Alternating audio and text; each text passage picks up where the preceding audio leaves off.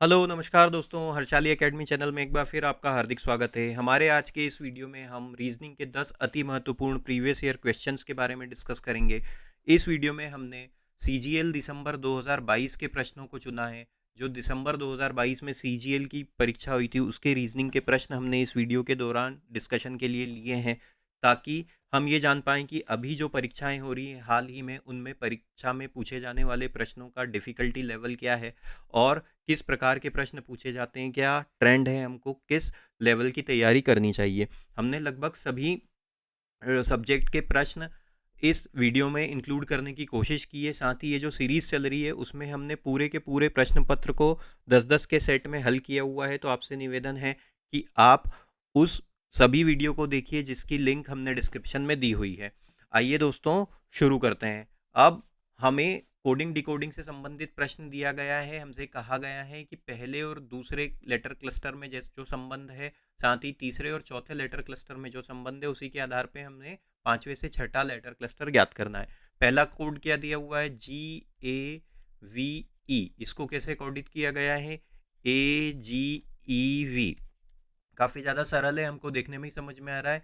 यहाँ पे शुरू के दो लेटर को डायगोनली लिख दिया गया है, यहाँ पे भी आखिरी के दो लेटर को डायगोनली लिख दिया गया है।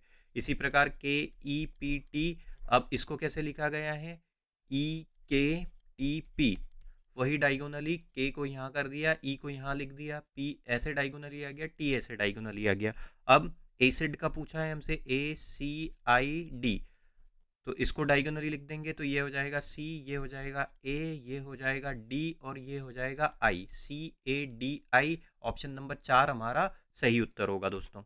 आगे बढ़ते हैं। अब फिर से हमें क्वेश्चन मार्क के स्थान पे आने वाली संख्या ज्ञात करनी है। पहले और दूसरे में जो संबंध है, जो लॉजिक लगा हुआ है, और पांचवें और छठे में जो लॉजिक लगा है, उसी के आधार पे हमें हमारा उत्तर ज्ञात करना है। तो अब जब भी ऐसे प्रश्न आते हैं, नंबर सीरीज से संबंधित प्रश्न आते हैं, एक दो चीज़ें हमको ध्यान रखनी होती है। एक तो संख्याओं के बीच का अंतर, अगर संख्याओं के बीच का अंतर काफ़ी ज़्यादा कम है तो हमें हमारा उत्तर प्लस या माइनस से मिल जाएगा, और अगर संख्याओं के बीच का अंतर काफ़ी ज़्यादा बड़ा है तो हमें हमारा उत्तर गुणा या भाग से या स्क्वायर या क्यूब की ट्रिक से मिलेगा। तो यहाँ पे देखते हैं तो 12 से 16 मतलब +4 का अंतर है। अब लेकिन यहाँ पे 24 से 64 दिया हुआ है, तो यहाँ पे तो सीधे 40 का अंतर हो गया।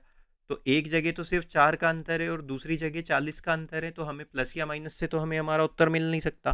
तो हम क्या करते हैं, गुणा या भाग वाली ट्रिक पे चलते हैं। 12 में अगर हम किसी सीधे गुणा करेंगे तो हमको 16 मिलेगा नहीं, हमको किसी पॉइंट वाली दशमलव वाली संख्या का गुणा करना पड़ेगा। इसी प्रकार 24 का भी कोई गुणनफल करने पे हमको पूर्ण गुणनफल करने पे 64 नहीं मिलेगा। तो ये लॉजिक भी नहीं लग रहा है, भाग वाला भी नहीं लगेगा। लेकिन स्क्वायर का देखें तो यहाँ पे क्या है, 16 जो होता है किसका स्क्वायर होता है, 4 का स्क्वायर होता है। इसी प्रकार यहाँ पे देखें तो 64 किसका स्क्वायर है, 8 का स्क्वायर है। तो यहाँ पे अगर हम ये जो 4 है जिसका वर्ग किया गया है, 4 में अगर हम 3 का गुणा कर दें तो हमको 12 मिलता है। और इसी प्रकार यहाँ पे जो है 8 है, 8 में अगर हम 3 का गुणा कर दें तो हमको 24 मिलेगा। ये लॉजिक यहाँ पे लगा हुआ है। मतलब दूसरी संख्या का हमने स्क्वायर रूट किया और उसमें 3 का गुणा कर दिया तो हमको पहली संख्या मिल गई। तो इसको ऐसे भी लिख सकते हैं कि अगर पहली संख्या x है तो दूसरी संख्या हमको कैसे मिली है, दूसरी संख्या हमको मिली है x का जो वर्ग है, नहीं, अगर पहली संख्या x है और दूसरी संख्या y है तो हमको पहली संख्या कैसे मिली है, y का स्क्वायर रूट किया है और उसमें हमने 3 किया है तो हमको x मिला है। तो x इस तरीके से हमको मिला है।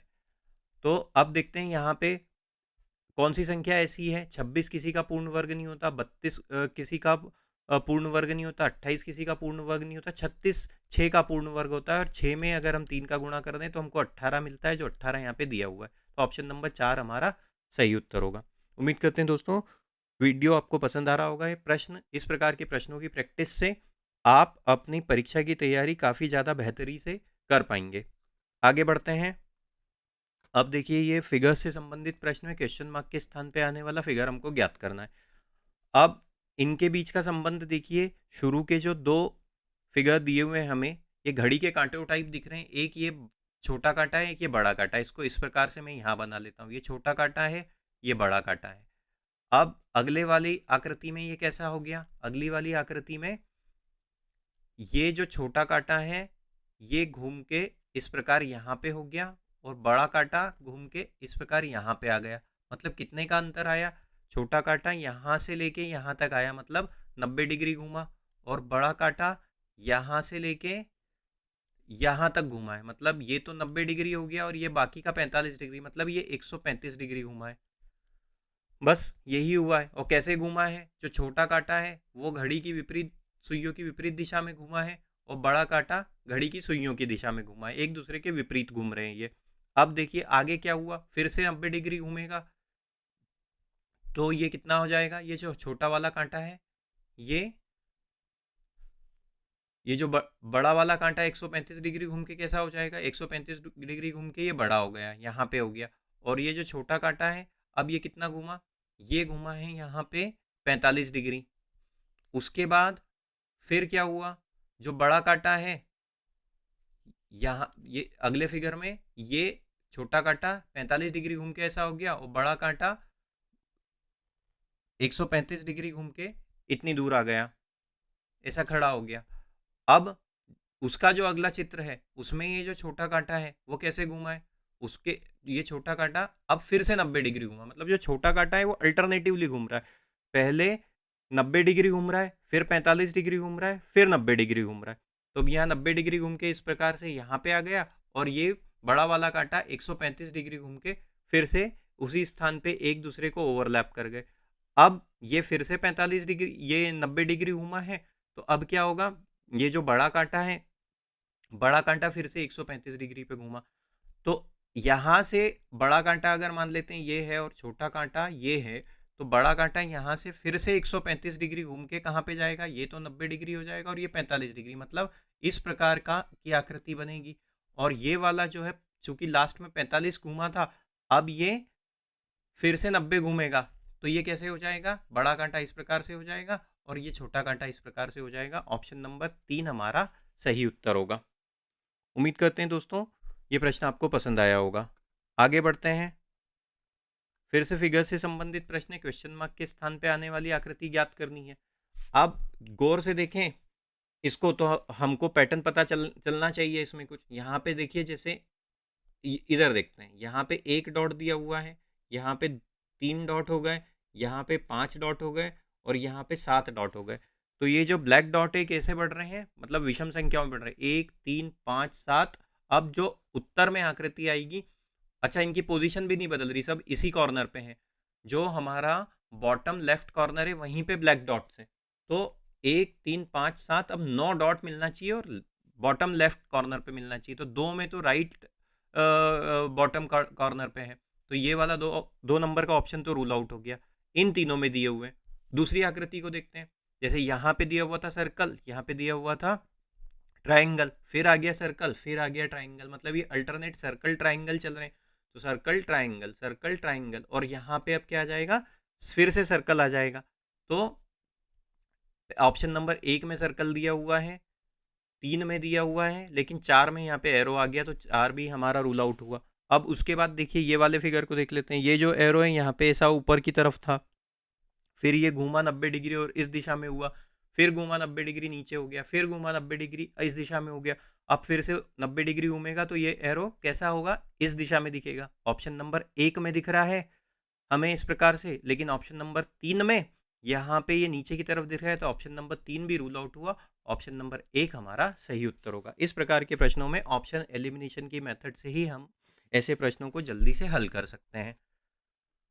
अब हमें जो पूछा गया है यहाँ पे, 4 ऑप्शन में जो 4 लेटर क्लस्टर दिए हुए हैं, अक्षर समूह दिए हुए हैं, 3 किसी प्रकार से समान है, 1 बाकियों से भिन्न है, वो हमको ज्ञात करना है। जब भी ऐसा प्रश्न आता है हम प्लेस वैल्यू का कॉन्सेप्ट लगाते हैं। टी की प्लेस वैल्यू होती है 20, वी की होती है 22 और आर की होती है 18।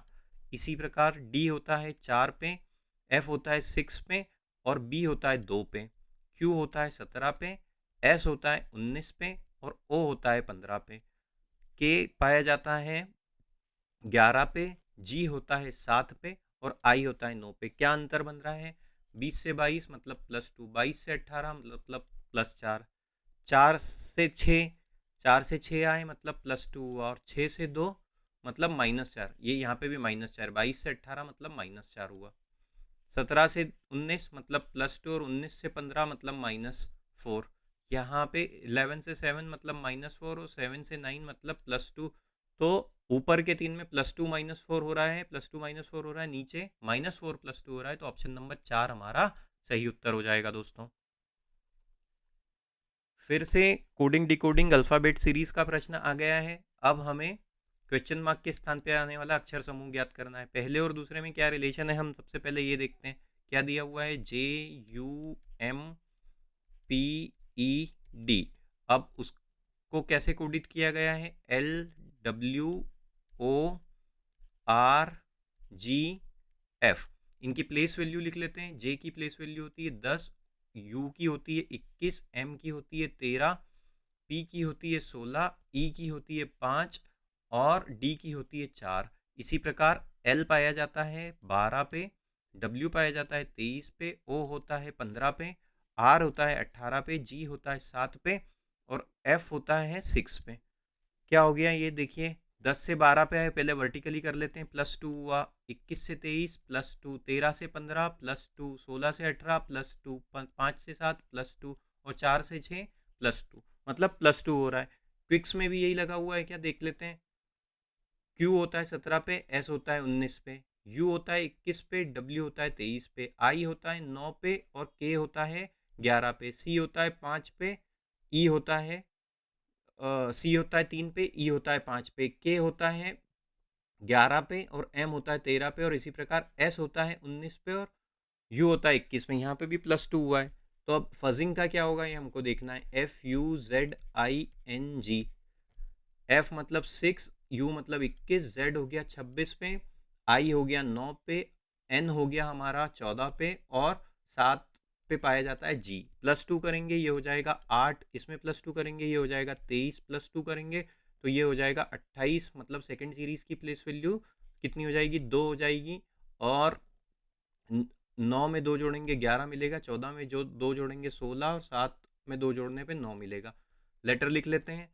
8 पे मिलता है H, 23 पे मिलता है W, 2 पे मिलता है B, 11 पे मिलता है K, 16 पे मिलता है P और 9 पे मिलता है हमें I। HWP KPI, HWP KPI, option number 3 हमारा सही उत्तर होगा। अल्फ़ाबेट सीरीज से संबंधित फिर से प्रश्न आया है। जब भी ऐसा आता है हमें हमारा उत्तर कैसे मिलेगा, हमें हमारा उत्तर प्लेस वैल्यू के कॉन्सेप्ट से मिलेगा। तो डी होता है हमारा 4 पे, डब्ल्यू होता है 23 पे, मतलब ये क्या होगा, ये एक दूसरे के अपोजिट पेयर हो गए। अपोजिट पेयर का क्या कॉन्सेप्ट होता है, जब भी दो अल्फ़ाबेट के लेटर दिए हों, अल्फ़ाबेट सीरीज के लेटर दिए हुए और उनकी प्लेस वैल्यू का जो सम है अगर वो 27 हो तो हम उन्हें एक दूसरे के अपोजिट पेयर कहते हैं। जैसे ए और जेड, ए होता है 1 पे, जेड होता है 26 पे, तो ये कितना हो गया, 27 हो गया। अब देखिए यहाँ पे एफ और यू दिया हुआ है, तो एफ होता है हमारा 6 पे और यू होता है 21 पे, तो इन दोनों का योग भी हमें 27 मिल गया। जी होता है 7 पे, टी होता है 20 पे, तो ये भी 27 हो गया। आई होता है हमारा 9 पे और आर होता है 18 पे, तो दोनों को जोड़ने पे फिर से 27 मिलेगा। जे होता है हमारा 10 पे और क्यू होता है 17 पे, तो ये भी सब अपोजिट पेयर ही हैं। तो ऑप्शन में देखते हैं कौन सा अपोजिट पेयर है। L12 N14, ये 26 हुआ, ये रूल आउट हुआ। L12 और N15, तो ये कितना हो जाता है, L12 और O15, तो ये इन दोनों का योग हो गया 27। ऑप्शन नंबर 2 हमारा सही उत्तर होगा, क्योंकि ऑप्शन नंबर 2 में एक दूसरे के अपोजिट पेयर दिए हुए हैं। आगे बढ़ते हैं। नंबर सेट से संबंधित प्रश्न है। अब जब भी ऐसा प्रश्न आता है, संख्याओं के बीच का अंतर देखना होता है और अगर एक संख्या तुलनात्मक रूप से बाकी दो से बड़ी हो तो हमें बाकी दो से वो उस संख्या को बनाने का प्रयास करना चाहिए। तो यहाँ पे हमको दिया हुआ है 240, फिर दिया हुआ है 55 और फिर दिया हुआ है 65। तो अब 55 और 65 से 240 कैसे बना सकते हैं, अगर हम इन दोनों को जोड़ दें तो हमको कितना मिलता है, 120, और 120 में अगर हम 2 का गुणा कर दें तो हमको 240 मिलता है। देखते हैं दूसरे सेट में भी यही लॉजिक लगा हुआ है क्या। 320 है और फिर दिया हुआ है 85 और दिया है 75, इन दोनों को जोड़ दें तो हमको मिलता है 160, और 160 में अगर हम 2 का गुणा कर दें तो हमको मिलता है 320। अब देखते हैं कौन से वाले ऑप्शन में लॉजिक का पालन हो रहा है। 35 और 25 को जोड़ने पे हमको मिलता है 60 और 60 का 2 गुना होता है 120, यहाँ 140 है, ऑप्शन नंबर रूल आउट हुआ। तो फिर एक दो इन दोनों को जोड़ने पे 105 मिलता है और उसका 2 गुना होता है हमको 210, ये वाला ऑप्शन भी रूल आउट हुआ। और 35 और 40 को जोड़ने पे हमको मिलता है 80 और 80 का 2 गुना होता है 160, तो ऑप्शन नंबर 3 हमारा सही उत्तर होगा। आगे बढ़ते हैं। 4 नंबर समूह दिए हुए हैं जिसमें से 3 एक समान है। अब संख्याओं के बीच का अंतर देखें तो 153 से 151 मतलब -2 और 151 से 147 मतलब -4। 171 से 169 -2, 169 to 167 मतलब ये भी -2। अब उसके बाद देखिए यहाँ पे क्या दिया हुआ है, यहाँ पे भी -2 दिया हुआ है और यहाँ पे भी -2 दिया हुआ है। 121 से 189, 201 से 199 -2, 199 से 197 -2। तो ऑप्शन नंबर 1 में -2 -4 हुआ है, बाकी सब में -2 हुआ है। ऑप्शन नंबर 1 हमारा सही उत्तर होगा। कोडिंग डिकोडिंग का संबंधित प्रश्न है। साइकिक को इस प्रकार से लिखा जाता है, सिटीजन को इस प्रकार से लिखा जाता है, तो महात्मा को कैसे लिखा जाएगा? PSYCHIC, इसको कैसे कोडित किया गया है? YSPCCIH। अब देखिए यहाँ पे डायगोनली तीन तीन के क्लस्टर में किया गया है। पी को यहाँ कर दिया, एस वाई को यहाँ कर दिया, एस को वर्टिकली कर दिया, ये सी यहाँ पे कॉमन रहा। उसके बाद एच ये डायगोनली, सी डायगोनली और आई डायगोनली हो गया।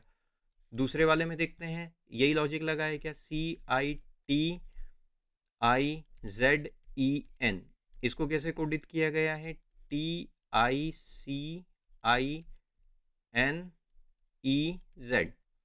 सी डायगोनली, टी डायगोनली, आई वर्टिकली, ये आई यहाँ पे कॉमन है। फिर ये जेड डायगोनल, एन डायगोनल और ई कॉमन। महात्मा को कैसे लिखेंगे? MAHATMA, एच शुरू में आ जाएगा, ए सीधे आ जाएगा, एम यहाँ आ जाएगा, फिर ये वाला ए कॉमन रहेगा, फिर ए आ जाएगा, फिर एम आ जाएगा और फिर टी आ जाएगा। HAMAAMT, HAMAAMT, ऑप्शन नंबर 3 हमारा सही उत्तर होगा। उम्मीद करते हैं दोस्तों वीडियो आपको पसंद आया होगा। इसी प्रकार के वीडियो पाने के लिए हमारे चैनल को सब्सक्राइब कीजिए, इस वीडियो को अधिक से अधिक मात्रा में शेयर कीजिए, लाइक कीजिए। Thank you.